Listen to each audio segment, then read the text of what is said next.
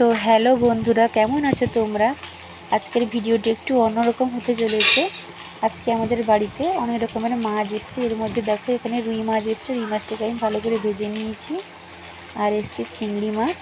এই যে এটা একটু আলু পটল দিয়ে তরকারি করব আজকে।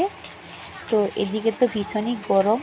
এদিকে ভেবেছিলাম একটু চটপট করে রান্নাটি করব, কিন্তু তাও একটু দেরি হয়ে গেল। আর উনুনের পাশে রান্না করে মানে বুঝতেই পারছো। তো তাই বসে গেছি রান্না করতে। এদিকে আমার দেখো সমস্ত ভাজাগুলো কমপ্লিট হয়ে গেছে। দিয়ে এবার আমি মশলা কষাচ্ছি, এবার রান্নাটি করব। আর এদিকে আমি দেখো টালি দিয়ে দিয়েছি। উনুনের পাশে এত পরিমাণে গরম বা তাপ কাটছে, বসে রান্না করা খুব কষ্ট। তো যাই হোক, এখন আমার রান্না কমপ্লিট।